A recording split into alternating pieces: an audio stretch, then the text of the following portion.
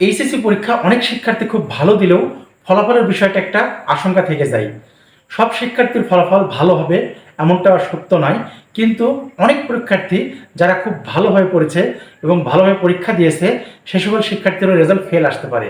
আর মাত্র কয়েকদিনের মধ্যেই তোমাদের 2024 সালের এইচএসসি ও সমমানের পরীক্ষার ফলাফল প্রকাশ করা হবে, এমনটি জানিয়েছেন ঢাকা শিক্ষা বোর্ডের চেয়ারম্যান ও আন্তঃশিক্ষা বোর্ড সমন্বয় কমিটির সভাপতি অধ্যাপক তপন কুমার সরকার। তিনি বলেন, সবকিছু স্বাভাবিক থাকলে আগামী মাসের প্রথম সপ্তাহের দিকেই তোমাদের এইচএসসি পরীক্ষার রেজাল্ট প্রকাশ করা হবে। এইচএসসি পরীক্ষা অনেক শিক্ষার্থী খুব ভালো দিলেও ফলাফলের বিষয়টা একটা আশঙ্কা থেকে যায়। সব শিক্ষার্থীর ফলাফল ভালো হবে এমনটা সত্য নয়, কিন্তু অনেক পরীক্ষার্থী যারা খুব ভালোভাবে পড়েছে এবং ভালোভাবে পরীক্ষা দিয়েছে সে সকল শিক্ষার্থীরও রেজাল্ট ফেল আসতে পারে। বেশ কিছু শিক্ষার্থীর রেজাল্ট ফেল আসবে।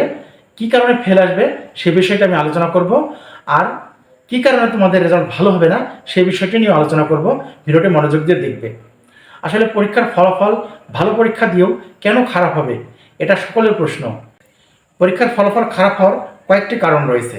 তার মধ্যে একটি কারণ, এবার যেহেতু তোমাদের সম্পূর্ণ পরীক্ষা নেওয়া হয়নি, মাত্র 13টি সাবজেক্টের মধ্যে 7টি, 6টি বা 3টি এরকম ধরনের পরীক্ষা দিয়েছো তোমরা।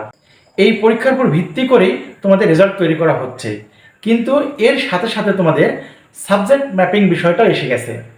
যেহেতু তোমাদের সম্পূর্ণ পরীক্ষা নেওয়া হয়নি এবং অটোপাসও দেওয়া হচ্ছে না, তার জন্য তোমাদের সাবজেক্ট ম্যাপিং পদ্ধতিটা কাজে লাগানো হচ্ছে। এই সাবজেক্ট ম্যাপিংয়ের জন্যে অনেক শিক্ষার্থী ভালো পরীক্ষা দিয়েও তাদের রেজাল্ট খারাপ হবে। আসলে যে সকল বিষয়গুলো তোমরা পরীক্ষা দিয়েছো সেগুলো তোমাদের মেধার মূল্যায়ন হবে, আর যে সকল পরীক্ষা তোমাদের নেওয়া হয়নি সেই সকল পরীক্ষার রেজাল্টগুলো প্রস্তুত করা হবে তোমাদের এসএসসি ও জেএসসি পরীক্ষার একাডেমিক ট্রান্সক্রিপ্টের উপর নির্ভর করে। অর্থাৎ তোমরা জেএসসি ও এসএসসি পরীক্ষা যেগুলো দিয়েছিলে সেটার মধ্যে যেইটা সবচাইতে ভালো হবে সেখান থেকেই নেওয়া হবে। কিন্তু দেখা গেছে যেই সাবজেক্টটা তোমার জেএসসি এসএসসি থেকে নেওয়া হচ্ছে সেই বিষয়টিতে তোমার ভালো রেজাল্ট আসেনি, এসএসসিতেও আসেনি, জেএসসিতেও আসেনি, তাহলে তোমার সেখান থেকে ভালো কিভাবে নেবে? অথচ তুমি যে পরীক্ষাগুলো দিয়েছো সেই পরীক্ষাগুলো 100-এ 100 দিয়েছো, ওইখান থেকে তোমার সাবজেক্ট ম্যাপিংয়ের কারণে তোমার পূর্ণ পয়েন্টটা তুমি পাচ্ছ না, যার কারণে তোমার রেজাল্টটা খারাপ হওয়ার সম্ভাবনা রয়েছে। আর ফেল করবে যে সকল শিক্ষার্থীর কথা বলছি, আসলে এটা সব বিষয়ে হয়, শুধু এবার না।